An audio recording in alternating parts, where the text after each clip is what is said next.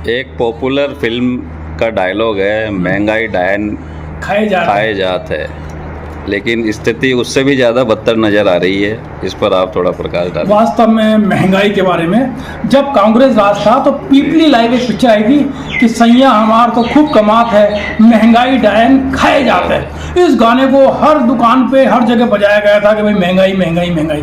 आज स्थिति आप देख लो भाई साहब, इतनी बद से बदतर हो चुकी है। इतनी महंगाई किसी भी क्षेत्र में आप चले जाओ।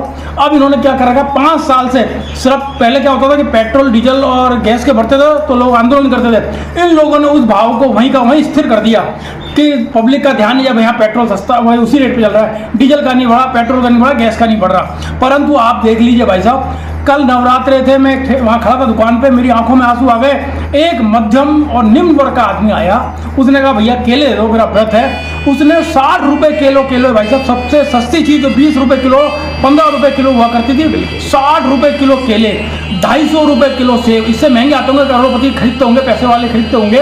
और भी फल महंगे महंगे, अंगूर 100, 125, 150 रुपए किलो, संतरे 125, 150 रुपए किलो। भाई साहब ये क्या महंगाई है। आप सब ये फल है, कोई भी सब्जी उठा के देख लीजिए आप, 25 रुपए से की पाव से तो कम है ही नहीं, 80 और 100 रुपए किलो। उसमें भी कई खराब निकल जाती है तो कितने रुपए किलो पड़ती है, किसी पर ध्यान नहीं है। पब्लिक को सिर्फ पेट्रोल डीजल से मतलब है, उनको कोई मतलब नहीं। ये लोग इन्होंने स्थिर कर दिया। दालें देख लो आप जा करके, तेल के भाव देख लीजिए, आटा देख लीजिए, मतलब खाद्य सामग्री आप कोई सी भी देख लीजिए, इतनी हाल खराब हो गए हैं। पूरा रसोई का बजट बिगड़ गया है। 8वां वेतन आयोग अभी तक लागू नहीं हुआ। कल आपने 2% डीए बढ़ा दिया, 2% बढ़ाते ही आपने 15 रुपये अजमेर किशनगंज के बीच में जाने वाले जो टोल है उसके बढ़ा दिए। हर चीज़ पर आप पैसा बढ़ा दो, देते 1 रुपया हो, बढ़ाते 50 रुपये हो। आप तो सरकारी कर्मचारी को 2% दिया। जो जनता है जो 8,000 10,000 रुपये कमाती है महीने के, उनसे पूछिए साहब कैसे घर चलाते हैं। 1-1 रुपए का कैसे किसी से उधार लेकर के, परचूनी वाले से उधार, दूध वाले से उधार, हर चीज़ उधार पे चल रही है उनकी ज़िंदगी। क्रेडिट कार्ड पे चल रही है, बैंक के लोन पे चल रही है, परंतु सरकारों पर कोई असर नहीं पड़ रहा।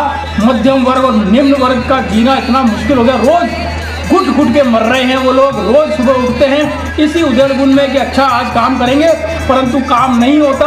वो दिन उनका यूं ही जाता है। पूरा परिवार, कई परिवार तो भूखे सो जाते हैं भाई साहब।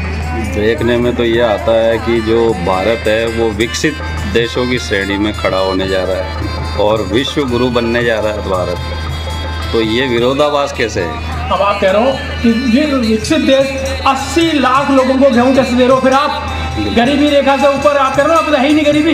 80 लाख मैं नहीं कह रहा, तो आंकड़े हैं ना आपके राशन तो दे रहे हो ना 80 लाख लोगों को, 80 करोड़। हाँ 80 दे रहे हो ना पैसा, ये तो आंकड़ों से साफ है। फिर कहाँ कह रहे हो आप हम विकसित हो गए, ये विकास है आपका।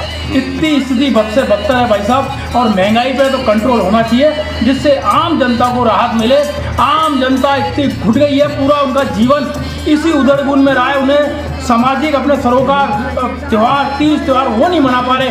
आज एक त्यौहार आता है तो उनकी स्थिति खराब रहती है, बोले इस त्यौहार पे खर्चा करना पड़ेगा, तो इसलिए वो त्यौहार मनाते ही नहीं है। आंखें बंद करके निकल जाता है। उसका जो घर का मुखिया है वो करके, उसके पहले नए कपड़े बनते थे, मिठाई आती थी, किसी भी तरह का शौक सारे मर गए हैं। सिर्फ त्यौहार पे भी नहीं मना पा रहा। मध्यम वर्ग की स्थिति बहुत खराब है।